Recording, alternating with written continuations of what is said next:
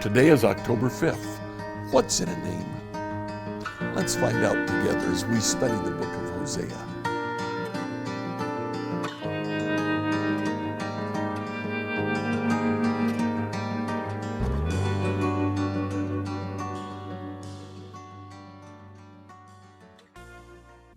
So yesterday we started looking at the minor prophets. We saw how the word minor really just refers to the length of the books. They're shorter than the other books. They have a major voice and a major influence in all of Israel. Today we're going to look at Hosea. And as you look at chapter 1 primarily, we'll get into 1 and 2 today. You'll notice that names are very important.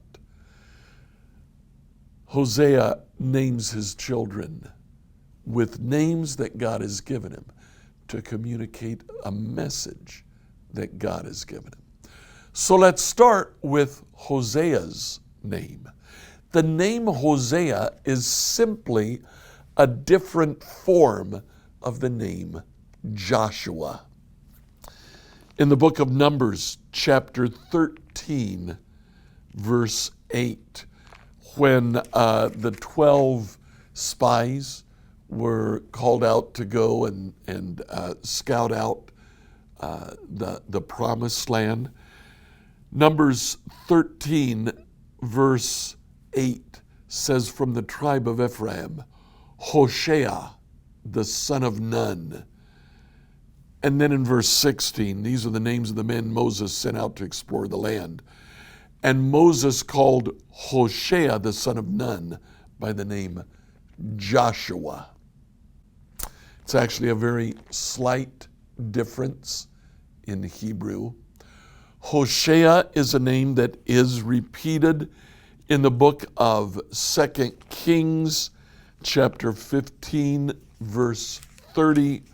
One of the later kings of Israel was named Hosea. Hosea, the son of Elah, conspired against Pekah and assassinated him.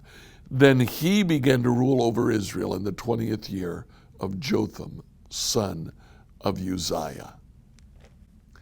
2 Kings 17 tells of Hosea's reign, but we see the name repeated, and of course, repeated finally in Jesus, which is a Greek pronunciation of the Hebrew name Joshua in the Old Testament.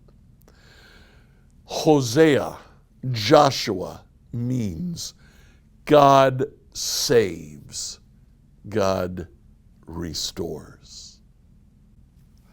The Lord says to Hosea, go and marry a prostitute, so that some of her children will be conceived in prostitution.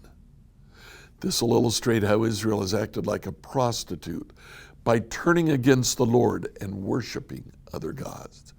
So Hosea married Gomer, the daughter of Diblaim. She became pregnant and gave Hosea a son. Hosea finds Gomer and marries her. Gomer actually occurs in Genesis chapter 10, verse 2. The three sons of Noah, Ham, Shem, and Japheth. Well, Japheth, in Genesis 10:2, the descendants of Japheth were Gomer, Magog, Madai, Javan, Tubal, Meshech, and Tyrus. Japheth's oldest son was named Gomer. This occurs again later, and by the time we get around to the book of Ezekiel, chapter 38, verse 6, we see in a message to Gog, starting in verse 5, Persia, Ethiopia, and Libya will join you too, will join Gog with all their weapons. Gomer and all its armies will also join you, along with the armies of Beth Togarmah from the distant north and many others. These were nations that banded with Gog to fight against Israel. Gomer is the name of a nation. It's a tribe. Probably it is known outside of the Hebrew Old Testament as Simera. Gomer, Simera, you see the similarity there of the names. In Hebrew, the word Gomer means complete.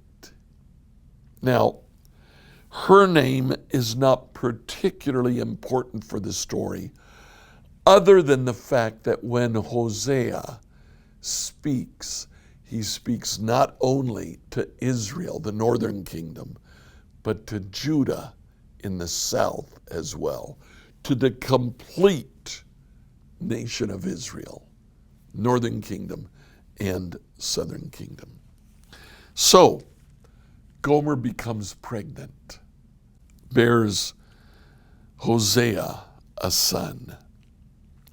Verse 4, the Lord said, name the child Jezreel, for I'm about to punish King Jehu's dynasty. In fact, I'll bring an end to Israel's independence.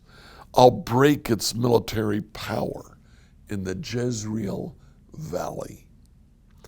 So, in the Jezreel Valley, we don't have a history of the war, of how Jehu's dynasty came to an end.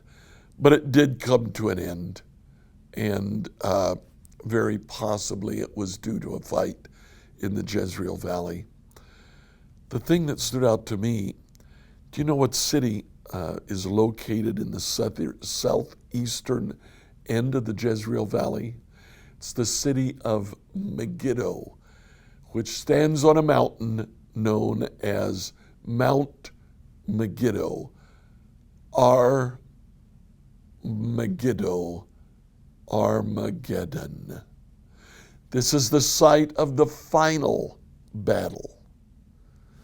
The Jezreel Valley seems to be a center of destruction and devastation. Now, if Jehu's dynasty ended in a great battle, this would be somewhat similar to naming your child 9/11 in America, or Vietnam, Omaha Beach. Pick any of the great battles that we've been engaged in at which there was an incredible loss of life. And that's what Hosea names his child. To make matters worse, the second child. Soon Gomer became pregnant again and gave birth to a daughter. And the Lord said to Hosea, name your daughter Lo Ruhamah, unloved. For I'll no longer show love to the people of Israel or forgive them. I'll show love to the people of Judah. I'll free them from their enemies, not with weapons and armies or horses and charioteers, but by my power as the Lord their God. Name your daughter unloved. Wow. What a name for that child to carry with them for their childhood life, at least. When Lo Ruhamah was weaned, Gomer became pregnant again and gave birth to a second son. And the Lord said, name him Lo-Ami, not my people. For Israel is not my people, and I'm not their God. Think about that. Hosea's second son bore the name, not daddy's son. Now, Gomer at this time was practicing prostitution. It is very conceivable, possibly even likely, that this was not Hosea's son. But to name your child, not my son, to name your child, this is not mine. And the child bore that name through his childhood. Wow. Now, the point of the book, we'll see in chapter 2 tomorrow how it is that God invites Israel to return. God tells Hosea, change the names of your last 2 children. The first one, Jezreel, let it continue to be Jezreel. Hosea chapter 2, verse 22. The earth will answer the thirsty cries of the grain, the grapevines, the olive oils, and they in turn will answer Jezreel. Do you know what Jezreel means? God sows. God plants. God restores. So the name is appropriate. Just let that name mean what it really means. To your daughter that you called unloved, change her name. Call her beloved. I imagine the daughter was happy to receive the change in name. I'm certain that Hosea was. He had loved his children all along. And now he could name his daughter loved. And your son, your second son, who bears the name not daddy's boy, call him daddy's boy. My people. God saves us. God restores us. Hosea, Joshua, proved his name true. God restores. When he restored his wife and restored his children by changing their name. So my question for you, is there something in your life today that God needs to restore? Turn it over to him. Let him restore it. Like and share this devotional with your friends on whatever platform you used to listen to it. Tomorrow, we'll ask the question, how long does God's patience last?